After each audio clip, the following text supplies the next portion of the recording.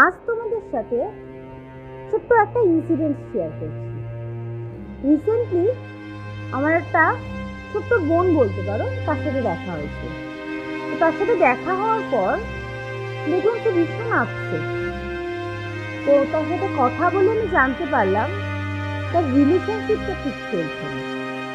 তো তার সাথে আমি কথা বলে বুঝলাম যে সে নিজেই এখন অব্দি জানে না যে তার রিলেশনশিপটা কেন এরকম, কেন এতটা খারাপ পর্যায়ে পৌঁছে গিয়েছে।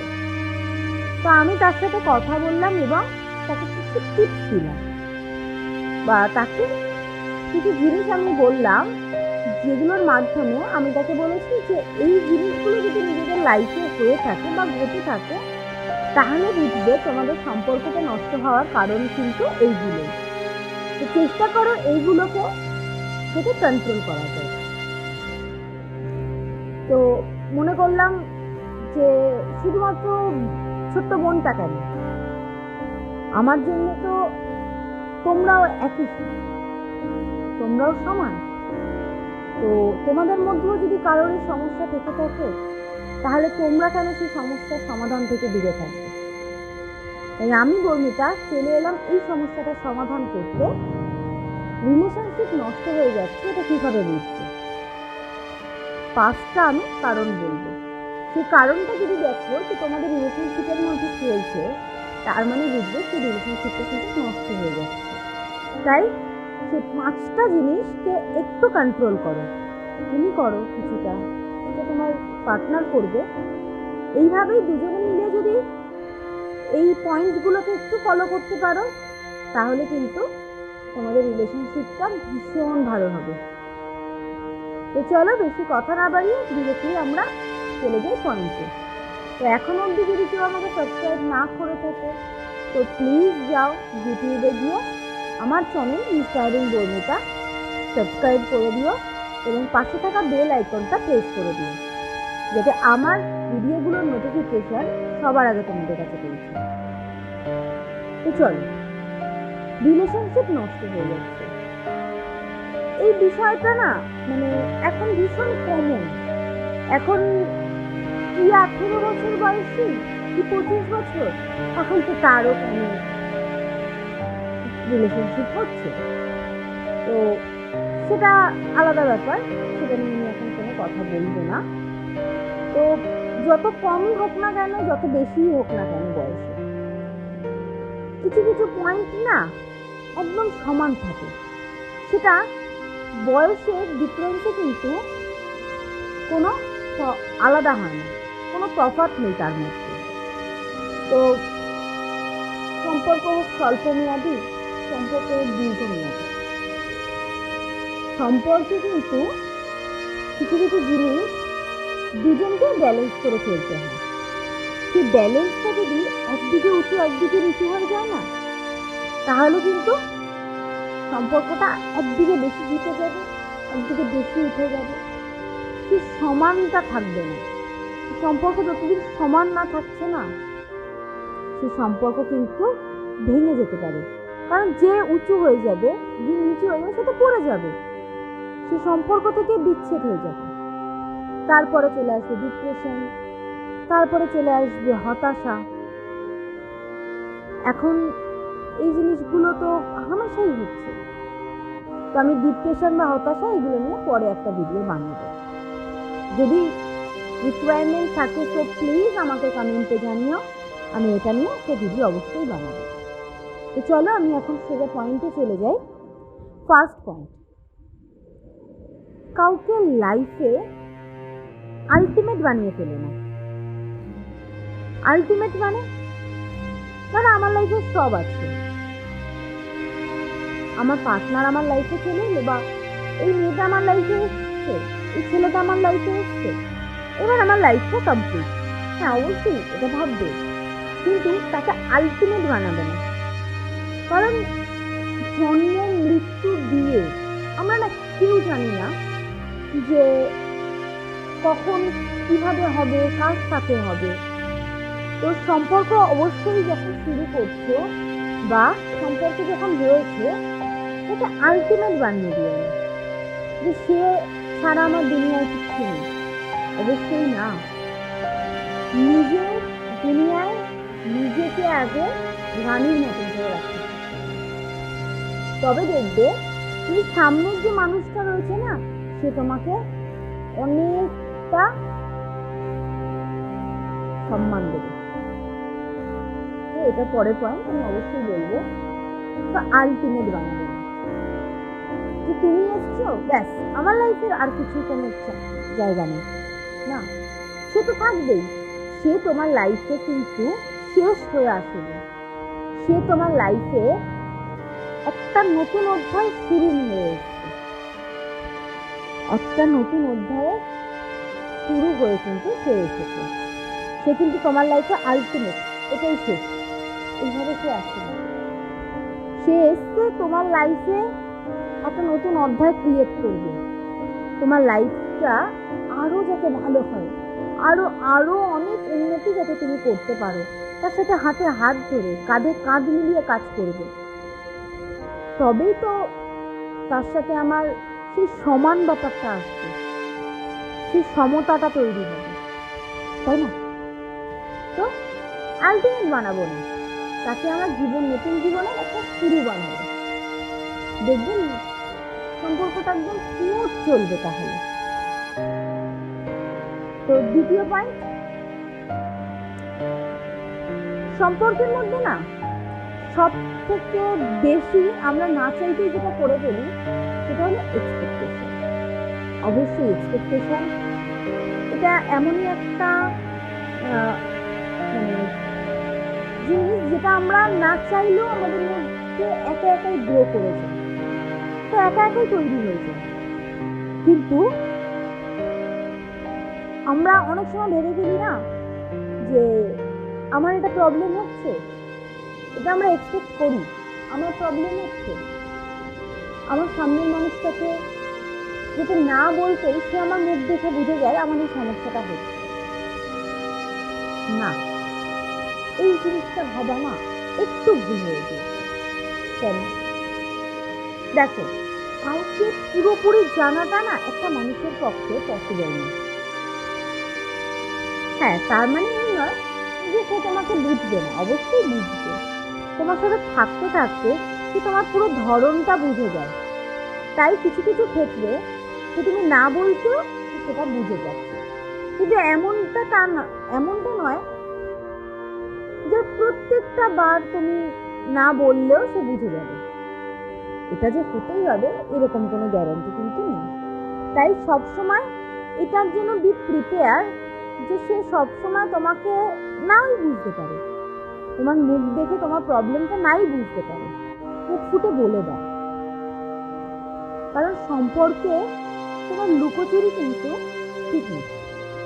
সে যদি মনে করো যে তোমার এক্সপেকটেশনটা সে পূরণ করতে পারছে না, সে তোমাকে তোমার মুখ দেখে তোমার প্রবলেমটা জাজ করতে পারছে না, তাকে বলে দাও খোলাখুলি যে আমার একটা প্রবলেম নেই।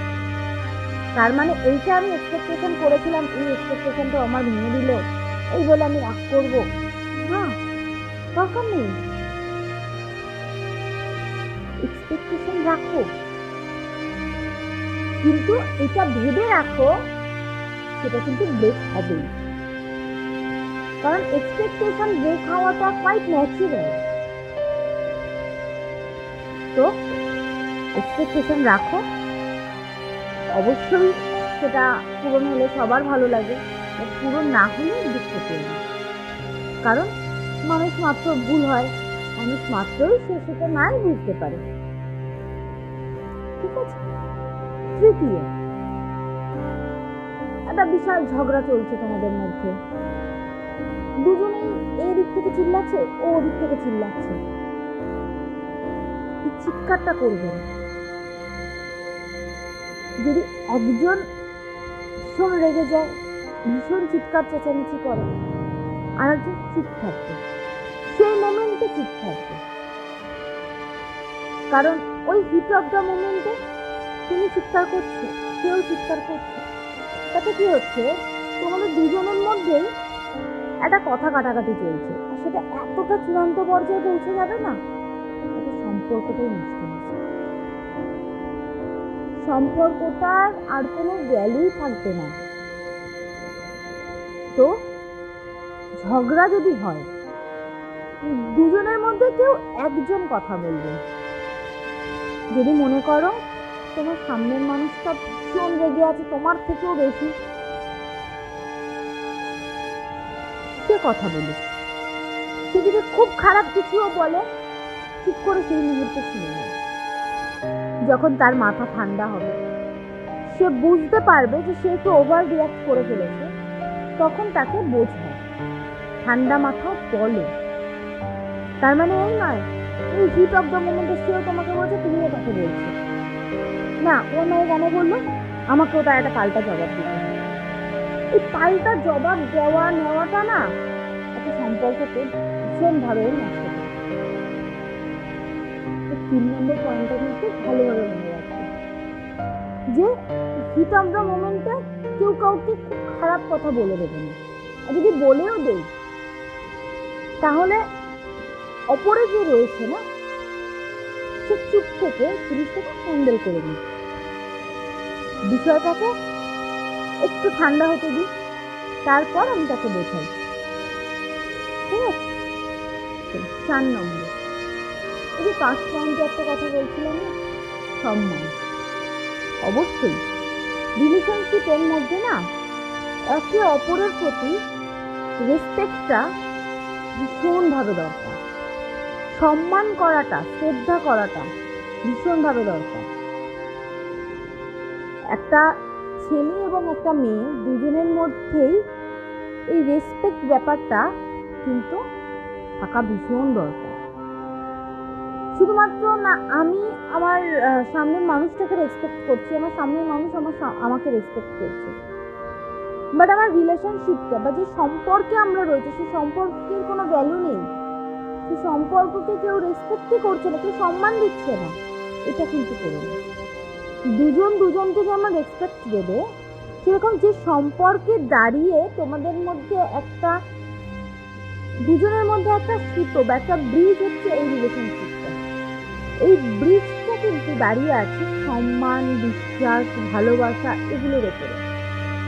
কোনো একটা পিলার যদি এই ব্রিজের সরে যায় না, ব্রিজটা ভেঙে যাবে।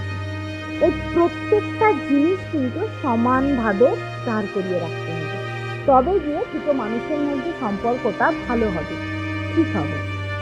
তো সম্মান করবে কিভাবে? ওই যে ঝগড়া করার সময় দুজন দুজনকে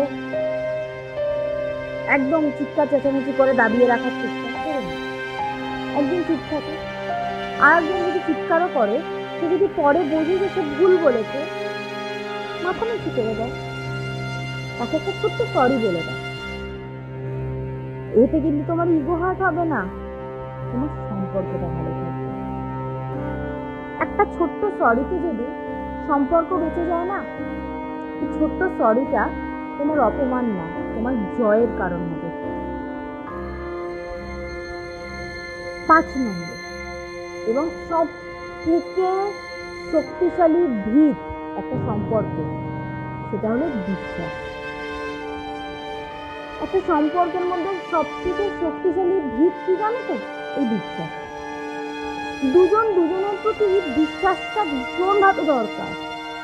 একটা সম্পর্কে যদি বিশ্বাস না থাকে না, সম্পর্ক কোনো দিন টেকে না। হ্যাঁ, তার মানে অন্ধবিশ্বাস নয়, অন্ধবিশ্বাসও কিন্তু কখনো কখনো সম্পর্ক নষ্ট হওয়ার কারণও হতে পারে, তবে অবিশ্বাস করবে না, এটা বিশ্বাস করবে। ধরো তোমার সম্বন্ধে কেউ একটা বাইরে দিয়ে তোমার পার্টনারকে বলেছে, সে হঠাৎ করে বিশ্বাস করে ফেললো সেই বাইরের কথাটা। এতে কি বোঝা যায় কি জানো তো? তোমাদের দুজনের মধ্যে কোনো আন্ডারস্ট্যান্ডিং নেই, কোনো বিশ্বাসই নেই তোমাদের সম্পর্কের মধ্যে। যে মূল যে ভিতটা সম্পর্ক গড়ে ওঠার জন্য, সেই মূল ভিতটাই কাঁচা। অন্যান্য ভিত যদি শক্তও হয়, এতে কি লাভ? মূল ভিতটাই তো নষ্ট হয়ে আছে।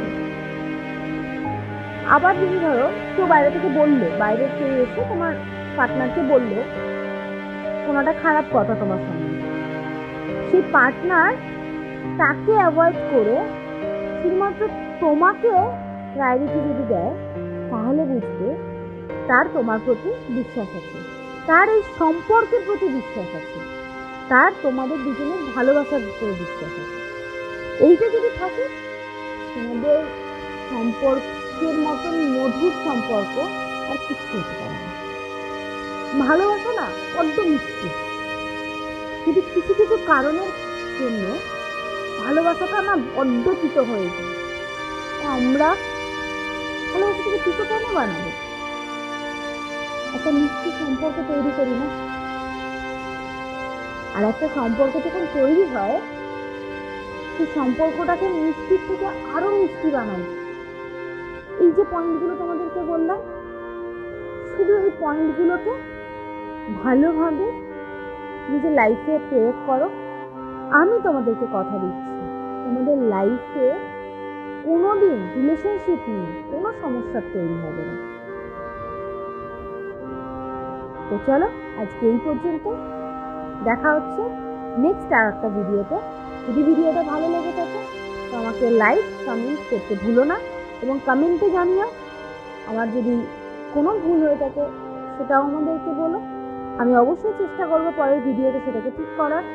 এবং তোমাদের আর কি কি জানার আছে অবশ্যই আমাকে কমেন্টে জানাও, আমি তোমাদের সমস্ত সমস্যার সমাধান করে দেবো। হ্যাঁ, হয়তো সম্পূর্ণ করতে পারবো কিনা জানি না, তবে চেষ্টা করবো তোমাদের সমস্যার সমাধান করার। জানি চেষ্টা করলে হয়তো তোমরা পারবে সেই সমস্যার সমাধান করতে।